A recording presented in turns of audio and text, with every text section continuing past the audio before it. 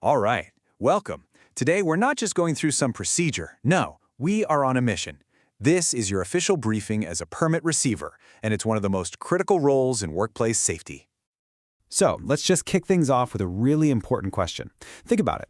After all the plans are made, all the gear is set up, what is that final line of defense standing between a normal day and a serious accident? Well, the answer is you. It's always you. And the system you're a part of, that's the Permit to Work system. This is your mission. And hey, if you're here watching this, you've pretty much already accepted it. So what exactly is a permit to work system? It's this formal, documented process for controlling those really high-risk jobs.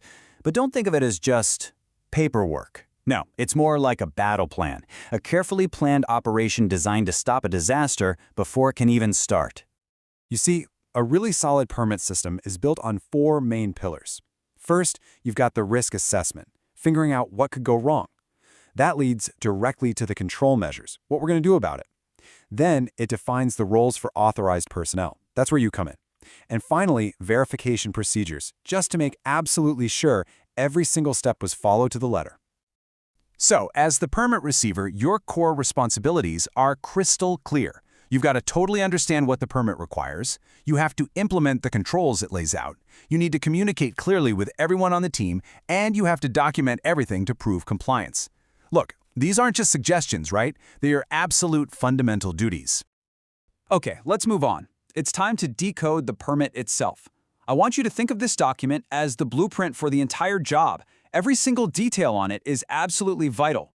And you got to remember, permits are definitely not one size fits all. Take a hot work permit, for instance. That's for managing the really obvious dangers, sparks, flames, But then you have a confined space permit. That's for dealing with invisible threats, like a toxic atmosphere where getting out is tough. See, every hazard needs its own unique blueprint. And that same idea applies across the board. An electrical work permit is there to protect you from the silent, invisible danger of high voltage. On the other hand, an excavation permit is all about preventing the very real, very physical risk of a trench collapsing. The bottom line is you have to know exactly what specific hazard your permit is designed to control. So, what are you actually going to find inside one of these permits? Well, you'll see a complete hazard identification, the specific control measures needed to handle them, all the PPE requirements, and of course, the emergency procedures for if things go south. This thing is literally your survival guide for the job. Okay, so we've got the blueprint understood. Now it's time to gear up. This phase is all about preparation. Everything you have to do before a single bit of work actually begins. The hazard assessment isn't a one-and-done thing. It's a constant cycle.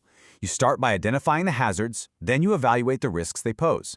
Next, you implement the controls to manage them. And here's the key part.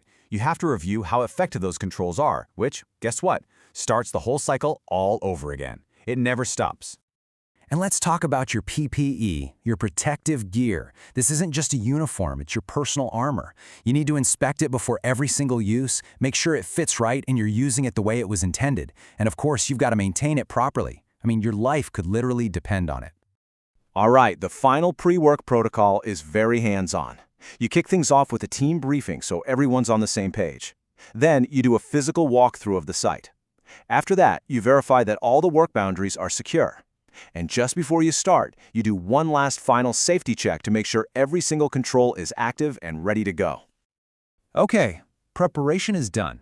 Now we're moving into the active phase. You're on the job. This is where that constant vigilance really pays off. It's all about executing the plan and working safely. Before anyone lifts a tool, you have to validate that permit. It's a 5-step process. 1. Check for all the right signatures. 2. Verify the date and time are correct. 3. Confirm that the conditions on the site actually match what's on the permit. 4. Physically verify that all the safety controls are in place and working. And only then, after all that, can you do step 5, authorize the work to begin. The second that work starts, you become the eyes and ears on the ground. Your job is to perform regular checks, keep an eye on environmental conditions like the weather, observe how the team is working, and, you guessed it, document everything. So here's a crucial point. How many unauthorized changes are you allowed to make once the job has started? The answer is simple. 0. A big, fat 0. Any change, any deviation at all means you stop the work and get formal approval. Period.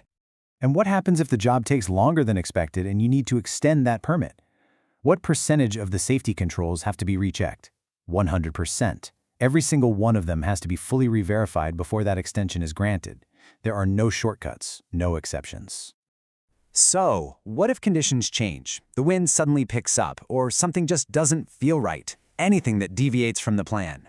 The rule is incredibly simple. Stop the work. Report it immediately. You never ever proceed without a formal reassessment. All right, the hazardous part of the job is done, but guess what? The mission is not complete.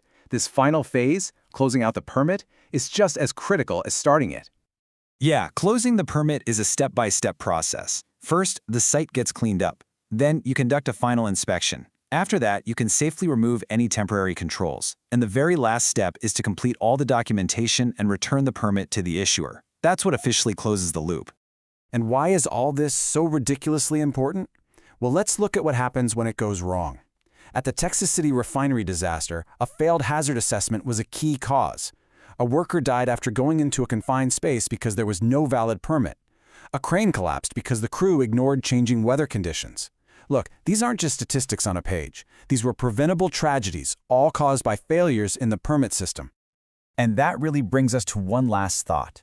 The job is done, the site is clean, the permit is closed. But what's the single most important safety check you're going to make tomorrow? You know what it is? It's the one you make with fresh eyes. Because safety isn't just a task you finish, it's a mindset. It's something you have to maintain every single day.